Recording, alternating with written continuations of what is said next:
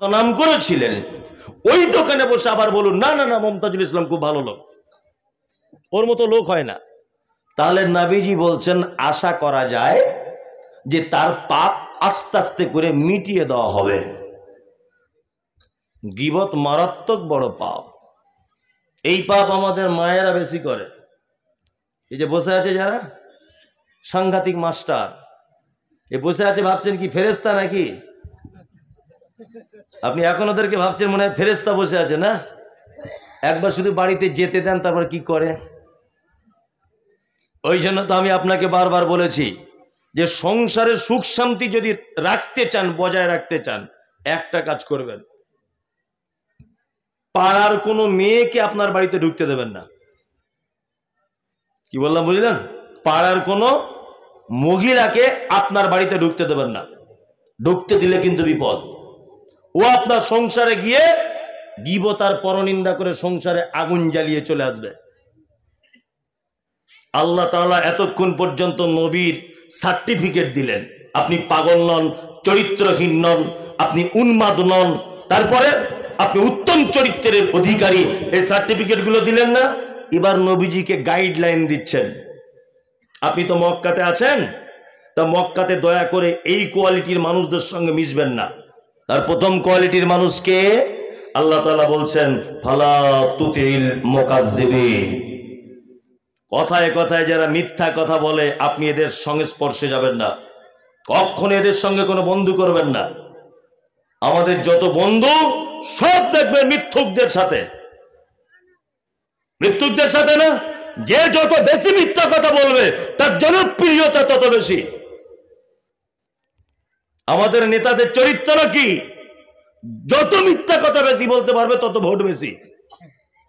ভোটের আগে ঘোমটা দিয়েছে, বলছে আসসালামু আলাইকুম, বলছে ওয়ালাইকুম আসসালাম, বলছে মামু এবারে একবার ভোট দিয়ে দেখো, এই যে রাস্তাটা দেখতে পাচ্ছ না, এমন করে দিব হেলিকপ্টার চলবে। নে ভোটটা নিয়ে সব চলে গেল। ভোট নেওয়া শেষ, মামুকে আর দেখতে পাওয়া যায় না।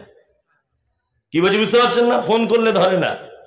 5টা সিকিউরিটি গার্ড নিয়ে গ্রামে ঢোকে, কথা বলার চান্স নেই।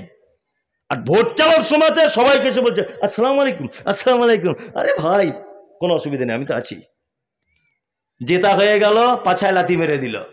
তুমি কোথাকার কে? ঠিক বলছি না ভুল বলছি? আর প্রতিটা কথায় কথা মিথ্যা প্রতিশ্রুতি। এই করে দিব, সেই করে দিব, এই করব, তাই করব, এই করেছি, সেই করেছি, শুধু মিথ্যা, শুধু মিথ্যা। আল্লাহ সুবহানাহু ওয়া তাআলা বলছেন ফালা তুতিল মুকাজ্জিবিন। নবী কখনোই আপনি মক্কার কোন মিথ্যুক লিডারদের কথাবার্তা আপনি শুনবেন না। মুনাফিক চেনেন? মুনাফিক চেনেন? চেনেন তো? মুনাফিক মানে কি? মুনাফিক মানে যার মুখে মিষ্টি, অন্তরে খরিস সাপের মতো বিষ, এ হচ্ছে পাক্কা মুনাফিক। কিছু লোক আছে না, মসজিদে ফজরের নামাজ পড়ে বলছে ইমাম সাহেবকে আসসালামু আলাইকুম।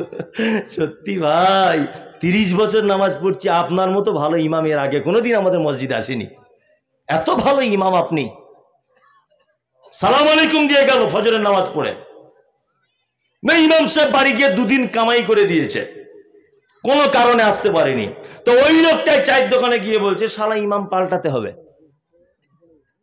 বুঝুন, ঠিক এই ভাষায় শালা সব সময় কামাই করে, এ করে, মসজিদে আজান হয় না ঠিকঠাক, এটা ওটা, ওকে পাল্টাতে হবে। অথচ তার 2 দিন আগে হাত ধরে বলেছে আপনার মতো লোক হয় না। এ হচ্ছে পাক্কা মুনাফিক। কি বলছি বুঝতে পারছেন না? ইমাম সাহেব ভাই যারা এখানে আছেন আপনাদেরকে বলছি, বা সোশ্যাল মিডিয়াতে, আপনার মসজিদের চাকরি যদি কোনোদিন চলে যায় একটা লোকের কারণে যাবে। কে? না, যে লোকটা আপনার কাছে 3 বেলা বসে ভাত খায় আর গুজির গুজির করে গল্প করে, আর আপনি ভাবেন সে সব থেকে প্রিয়, ওর কারণে আপনার চাকরি চলে যাবে, এটা বলে দিয়ে দিলাম। ওই সব থেকে বেশি আপনার ক্ষতি করবে। কি বললাম বুঝলেন না? আল্লাহ সুবহানাহু ওয়া তাআলা নবী মুহাম্মদ সাল্লাল্লাহু আলাইহি ওয়াসাল্লাম বলছেন আয়াতুল মুনাফিকি সালাসাতুন ইজা হাদাসা কাযাবা। মুনাফিকের চিহ্ন কটা? 3টা। 1, মুনাফিক কথা বললে মিথ্যা কথা বলে। 2, মুনাফিক ওয়াদা করলে খেলাপ করে। 3, তার কাছে আমানত গচ্ছিত মাল রাখতে দিলে খিয়ানত করে। মুনাফিকের বাহ্যিক গুণ কটা? 3টা। আল্লাহ তাআলা নবীকে ডেকে বলছেন, নবী ফালা তুতিল মুকাজ্জিবিন, আপনি মুনাফিক মিথ্যুক এদের কাছ থেকে দূরে থাকবেন। ইনশাআল্লাহ আমরাও থাকবো, মিথ্যাবাদীদের সঙ্গে থাকবো না ইনশাআল্লাহ। ধর্মের নামে যারা মিথ্যা কথা বলে, শুধু রাজনৈতিক নেতা নয়, ধর্মের নেতা আছে, ধর্মীয় নেতা মিথ্যা কথা বলে না। সোশ্যাল মিডিয়াতে একটা ঘটনা আপনাদেরকে বলেছি না, শুনেছেন? কলকাতা বাগমারি বলে একটা জায়গা আছে, বাগমারি। ওইখানে একটা পীরের মাজার আছে, তার নাম আজানগাছি রহমতুল্লাহ আলাই। কি বললাম বুঝলেন না? আজানগাছির বর্তমান যিনি পীর সাহেব বা দায়িত্বে আছেন, উনি বক্তব্য রাখছেন, ভাই সকল, আল্লাহর নবী যে খন্দকের যুদ্ধের সময় পেটে পাথর বেঁধেছিল, আর আবু জেহেলের হাতের ভিতরে যে পাথর গাওয়াহি দিয়েছিল, ওই পাথর মক্কা মদিনাতে কোথাও নাই। ওই পাথর আমাদের সিলসিলা অনুযায়ী আস্তে আস্তে আস্তে আস্তে ওই পাথর 3টে আমাদের কলকাতা এই মাজারে রাখা আছে। যদি আপনারা এই পাথরে চুম্বন করেন আর পাথরের চারিদিকে যদি ঘোরেন, তাহলে যেমন পৌষ মাঘ মাসের গাছের পাতাগুলো ঝরে ঝরে পড়ে, ঠিক তেমন আপনাদের পাপগুলো ঝরে পড়বে। ডাহা চিটার, ডাহা চিটার। মসজিদে নববীর 13 নম্বর গেট দিয়ে ঢোকার সময় সম্ভবত ওখানে একটা মিউজিয়াম করা আছে। কি মিউজিয়াম? না, মিউজিয়াম করা আছে আজ থেকে 150 বছর আগের মক্কা কেমন ছিল, আজ থেকে 500 বছর আগের মদিনার অবস্থান কি ছিল, আজ থেকে 200 বছর আগের জমজমের কূপটা কেমন ছিল, আজ থেকে 500 বছর আগে মসজিদে নববীটা কেমন ছিল, এইটা ছবি আকারে করা আছে মানুষকে দেখানোর জন্য। কি বললাম বুঝলেন না? তা আমি বলতে চাইছি, ওই মিউজিয়ামের ভিতরে পাথরগুলো তো ওই মিউজিয়ামে থাকার কথা, কথা নয়। সৌদি আরবের পাশাপাশি আরো মুসলিম দেশ আছে, ইরাক আছে, ইরান আছে, কুয়েত আছে, আরো তো অনেক দেশ আছে। ওই কোন দেশের লোক, টোটাল সৌদি আরবের লোক ওই পাথর খুঁজে পেল না, আর তুমি কলকাতায় বসে ওই পাথর খুঁজে এনেছো। চিটিংবাজ। মিথ্যাবাদী কি মিথ্যাবাদী নয়? মিথ্যাবাদী 1 নম্বরের। কি বলবো আপনাকে, মোবাইলে কিছু কিছু ছবি দেখতে পাওয়া যায় না, বলছি এটা মা ফতেমার পানি আনা কলসি, দেখতে পাওয়া যায় না? আর মুসলমানের বাচ্চারা লিখছে আমিন সুবহানাল্লাহ, আমিন সুবহানাল্লাহ। আবার বলছে আল্লাহ নবীর মাথার চুল, এই দেখতে পাওয়া যায় না মোবাইলে? যারা মোবাইল ঘাটেন, হ্যাঁ কিনা বলুন? দেখতে পাওয়া যায়? তোমার কোন বাপের ক্যামেরা থেকে নবীর চুল উঠেছে বলো? এই বিয়াদব, ক্যামেরা আবিষ্কার হয়েছে কবে? তুমি এই ছবি পোস্ট করতে গেলে মিথ্যু। ক্যামেরাই তো আবিষ্কার হয়েছে আজ থেকে 50 বছর আগে। আল্লাহ নবীর জামার ফটো কে তুললো? মদিনার মিউজিয়ামে মুহাম্মদ সাল্লাল্লাহু আলাইহি ওয়াসাল্লামের ব্যবহারকৃত কোনো জিনিস নেই ওখানে। আমি একা যাইনি, 40 জন লোক, তার ভিতরে এখানে একটা ছেলে আছে, আমার সঙ্গে গিয়েছিল। এই মঞ্জুর কই? বাইরে গেল। এখানে একটা ছেলে আমার সঙ্গে গিয়েছিল এবারে ওমরা করতে। যখনই আমি যাই 20-50 জন একসঙ্গে সবাইকে নিয়ে যাই, বন্ধু বান্ধব সবাই মিলে যাই। কি বলছি বুঝতে পারছেন না? এবং আমার নিজস্ব একটা ট্রাভেলস আছে, সহিহ সুন্নাহ ট্যুর অ্যান্ড ট্রাভেলস, হজ ওমরার জন্য। যাই হোক, তা আমরা গেলাম ওখানে, গোটা মক্কা মদিনা মিউজিয়ামে তন্ন তন্ন করে খুঁজে দেখলাম, এক জায়গাতেও খাদিজার কম্বল নাই, ফতেমার হাঁড়ি নাই, আল্লাহর নবীর জামা নাই। আরে বিয়াদব, মোবাইলে পোস্ট করে বলছে যেটা আল্লাহর নবী জামা ব্যবহার করতেন এইটা। আর মুসলমানের ছেলে কিচ্ছু বোঝে না, ইসলামের জ্ঞান নেই, নিচে লিখছে আমিন। সাধারণ জ্ঞানটুকুও নেই, হ্যাঁ, কমন সেন্স নাই যে কোথায় আমিন আর সুবহানাল্লাহ বলতে হয়। ধর্মীয় ব্যাপারে মিথ্যুক আছে, তবে এই সমস্ত মিথ্যুকদের চেনা বড় মুশকিল, খুব মুশকিল। কারণ বড় পাঞ্জাবি পরে থাকে তো কি করে বুঝবেন? বড় পাঞ্জাবি পরে থাকে,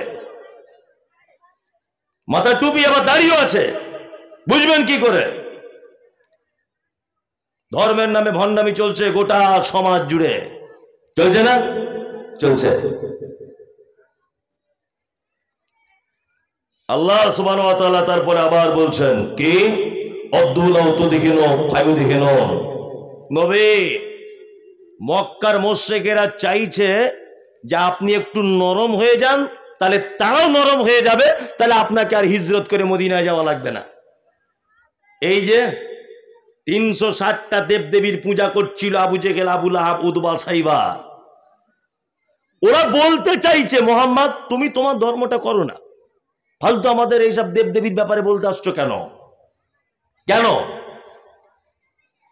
আল্লাহ তাআলা বলছেন নবী আপনি যদি একটু নরম হয়ে যান, ওরা চাইছে তাহলে ওরাও একটু নরম হয়ে যাবে, ব্যাপারটা কোনো অসুবিধার হবে না, কিন্তু কখনোই আপনি এই কথায় নরম হতে যাবেন না। হক হক, বাতিল বাতিল, হকের সঙ্গে বাতিলের কোনো আপোষ হবে না। কোন ব্যাপারে হক আর বাতিল আপোষ করা যাবে না।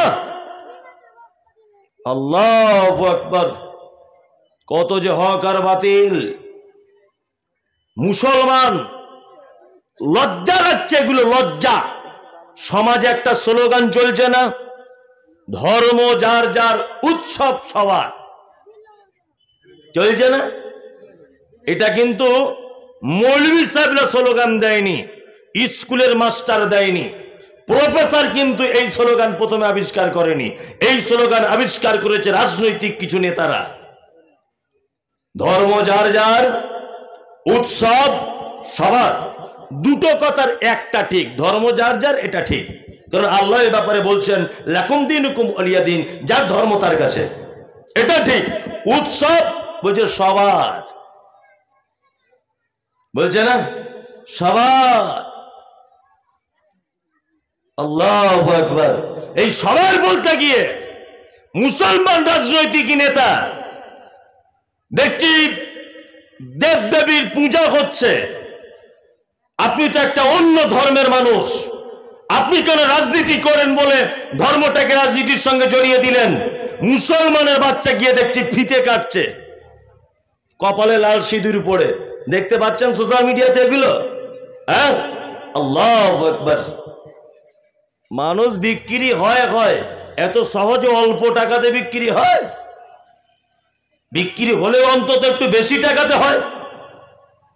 আল্লাহ সুবহানাহু ওয়া তাআলা তারপরে আবার কথা বলছেন, কি বলছেন? আল্লাহ তাআলা বলছেন ওয়ালা তুতি কুল্লা হাল্লাফিম মাহিন, যারা কথায় কথায় কসম করে, আল্লাহর কসম, মায়ের কসম, নানির কসম, তার মানে ও হচ্ছে পাক্কা মিথ্যুক। কসম মানুষ করে কখন? মিথ্যা কথা সত্যই পরিণত করার জন্যে একাধিক কসম করতে হয়, তাই না? আল্লাহ নবীকে বলছেন যারা কথায় কথায় আল্লাহর কসম, মায়ের কসম, নানির কসম, চাচির কসম, আল্লাহ নবীকে বলছেন নবী আপনি এদের সঙ্গে মিশবেন না, আমরাও মিশবো না ইনশাআল্লাহ, ইনশাআল্লাহ। তারপরে আল্লাহ তাআলা বলছেন হাম্মাজিম মাশাইম বিনামিন, নবী যারা মানুষের কথা এখানে ওখানে বলে বলে বেড়ায়, গীবত, পরনিন্দা যারা করে, পরচর্চা যারা করে, তাদের সঙ্গে আপনি মিশবেন না। কি বলছি বুঝতে পারছেন? পৃথিবীতে কয়েকটা পাপ আছে, এই পাপের ক্ষমা চাওয়া বড় মুশকিল, ক্ষমা পাওয়া বড় মুশকিল। আর আমি এর আগেও বলেছি সোশ্যাল মিডিয়াতে, কোনো মানুষকে যদি জীবিত অবস্থায় জাহান্নামে যাওয়া দেখতে চান, তাহলে এই এই লোকগুলোকে দেখুন, যারা জীবিত জাহান্নামী পৃথিবীতে ঘুরছে। কে না? হাজী সাহেব দেখছি হজ করতে যাওয়ার আগে ছেলে মেয়েদেরকে ডেকেছে, ডাকার পরে ছেলেগুলোকে বলছে তোরা 2 ভাই, মেয়েগুলোকে বলছে তোরা 4 বোন, তা তোরা তো পরের ঘরে চলে গেছিস, তা রাস্তার ধারে যে 2টো দোকান আছে, এ তো শফিকুল ভাই আর আশরাফুল ভাইকে দিয়ে দিচ্ছি, আর তোরা 4 বোন এক কাজ কর, দাবি দাবা করিস না, ওই মাঠের মাঝখানে বিলে জমি পানি জমে থাকে সারা বছর, ওই জমিটা তোরা 3 বোনে ভাগ করে লে। কি বলছি বুঝতে পারছেন না? এরকম হাজী সাহেব দেখতে পাওয়া যায়? যায়? অনেক।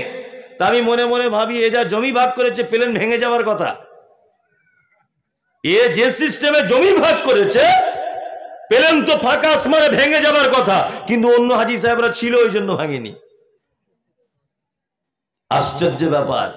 বাপকে ডাক্তার বাড়ি যাবার নাম করে বুড়া বয়সে টিপ দিয়ে গুনেদের ফাঁকি দিয়ে জমি লিখে নিয়েছে।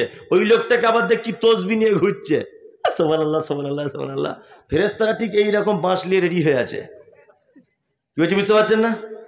3.5 হাত কবর, 4.5 হাত বাঁশ, মানে এলেই শুরু হয়ে যাবে। ও জীবিত জাহান্নামী লোক, এত বড় দাড়ি, মাথা থেকে টুপি খোলে না, তসবি হাত থেকে খোলে না, বড় পাঞ্জাবি, মনে হয় রাস্তার ধুলো ঝাড়ু দিচ্ছে, অথচ বুনেদের জমিগুলো সব চুরি করে লিখে নিয়েছে। ও পাক্কা জাহান্নামী লোক, ও জ্যান্ত থাকা অবস্থায় জাহান্নামী। কি বলছি বুঝতে পারছেন না? এরকম লোক আপনাদের মালদাতে নেই, আমাদের দিকে আছে। আপনাদের দিকে আছে? আপনাদের দিকেও আছে। আবার বলছে আমরা আহলে হাদিস, তাই না? আবার বলছে আমি আহলে হাদিস। মানুষের চরিত্র কি? জমির আল কেটে ধনুকের মতো করে দিয়েছে। এরকম আল বুঝেন তো? জমির আল কেটে ধনুকের মতো বেঁকিয়ে দিয়েছে। ওই লোকটাই মসজিদে এসে বলছে, এই কাতার ঠিক করো না তো আল্লাহ অন্তর বেঁকিয়ে দিবে, কাতার সোজা করো না তো নামাজ হবে না। অথচ ওই চাচাই জমির আল কেটে আল বেঁকিয়ে দিয়ে চলে এসছে মসজিদে। ফেরেশতারা খুঁজছে না একে, খুঁজছে কি খুঁজছে না, যে তুই একবার আয় তো কি করি দেখ। কথা বাস্তব বলছি না অবাস্তব?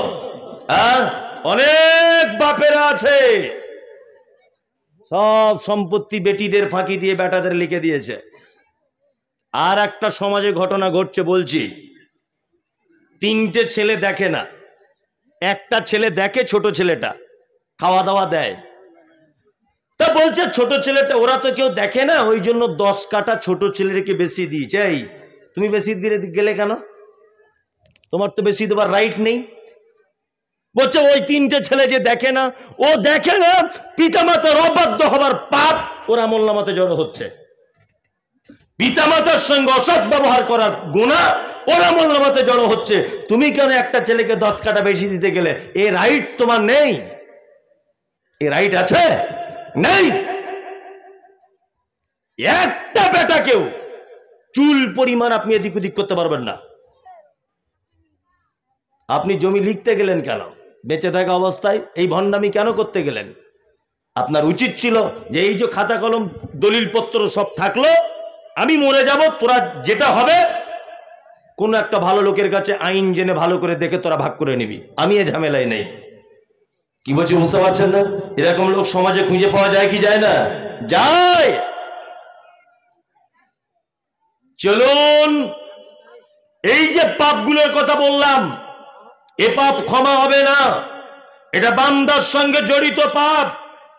আর একটা পাপ আছে পৃথিবীতে ক্ষমা হয় না, তার নাম গীবত, পরনিন্দা। আল্লাহ তাআলা বলেন, ওয়াইলুল লিকুল্লি হুমাযাতিল লুমাযা, দুর্ভোগ তাদের জন্য যারা মানুষের সামনে এবং পিছনে পরনিন্দা গীবত করে। এই যে চায়ের দোকানে বসে আছে লোকটা, ও বসে বসে আর একজনকে বলছে, কি ব্যাপার, ওই সেলিম 2 তলা বাড়ি করেছে, কি করে করলো বলতো? আর একজন তখন পাশে বসে বলছে, শুনিসনি? তো বলছে না। বলছে কলকাতায় কাজে গিয়েছিল, মাল ঝেড়ে নিয়ে চলে এসছে। ও ঝেড়ে নিয়ে এসছে, তোমার বাপ দেখতে গিয়েছিল? হ্যাঁ, ও যে টাকা ঝেড়ে নিয়ে এসেছে তোমার বাপ দেখতে গিয়েছিল? ধারণা করে কেন বললে? আল্লাহ বলছে, ইয়া আইয়ুহাল্লাযীনা আমানু, তোমরা যারা ঈমানের স্বীকৃতি প্রদানকারী, ইজতানিবু কাসীরাম মিনাজ জান্নি বাযাজ জান্নি ইসমুন, কখনোই তোমরা ধারণা করিও না, নিশ্চয়ই ধারণা মহাপাপ, খুব বড় পাপ। গীবত, পরনিন্দা ব্যভিচারের থেকে বড় পাপ, তবে হাদিস ঠিক নয়। আল গীবতু আসাদ্দু মিনাজ জিনা, যে হাদিসটা এসেছে হাদিস ঠিক নয়, হাদিস দুর্বল। তারপরেও আপনাকে বলছি গীবত জিনার থেকেও ভয়ঙ্কর পাপ। যদি বলছেন কেমন করে, আমি আমার মামাতো বোনের সঙ্গে ব্যভিচার করেছি, বুঝার চেষ্টা করুন। করেছি কখন? না করেছি আমি জোহরের সময়তে, রমজান মাস আসরের সময়তে আমার মনে আল্লাহর ভয় ঢুকে গেল যে আল্লাহ, রোজা অবস্থাতে আমার মামাতো বোনের সঙ্গে আমি এই কাজ করলাম, ব্যভিচার, মাফ করে দাও। ক্ষমা চাইতে লাগলাম। রব্বানা আতিনা ফিদ দুনিয়া, আল্লাহ যেমন হোক করে তুমি আমার পাপ ক্ষমা করে দাও। আমার ভিতরে ঈমানের কমজোরিতা ছিল, এই জন্য আমার মামাতো বোনের সঙ্গে আমি ব্যভিচারে লিপ্ত হয়েছি। একদিন দোয়া করলাম, 2 দিন দোয়া করলাম, 3 দিন দোয়া করলাম, 4 দিন দোয়া করলাম। ওই বিজোর রাত্রিতে লাইলাতুল কদরে সারা রাত ধরে দোয়া করলাম। আল্লাহ দেখছে বান্দা আমার ভুল করেছে, কিন্তু 1 বার 2 বার 3 বার নয়, 1 মাস যাবত আজকে আমার কাছে দোয়া চেয়ে যাচ্ছে। আমি আল্লাহ তোর পাপগুলোকে ক্ষমা করে দিলাম। বলুন তো ক্ষমা হবে কি হবে না? হবে। ওইদিকে আমার মামাতো বোন, তারও মনে আল্লাহর ভয় ঢুকে গেল। সে বলছে আল্লাহ গো, তুমি আমাকে ক্ষমা করে দাও। মুমতাজুল আমার ফুফুতো ভাই, তার সাথে ব্যভিচার করেছে। 1 দিন দোয়া করলো, 2 দিন করলো, 3 দিন করলো, 4 দিনের মাথাতে 2 জনাই ক্ষমা পেয়ে গেলাম। আমাদের পৃথিবীতে কোনো পাপের সাক্ষী নাই এবং আমরা 2 জনাই ক্ষমা পেয়ে গেলাম। কিন্তু বন্ধুরে আমার, আপনি মুদিখানার দোকানে বসে আমার বদনাম করেছেন। কি বদনাম? যে মুমতাজুল ইসলাম আমাদের গ্রামে জলসা করতে এসেছিল, মসজিদের একটা টাইটান ঘড়ি ছিল, চুরি করে নিয়ে পালিয়েছে।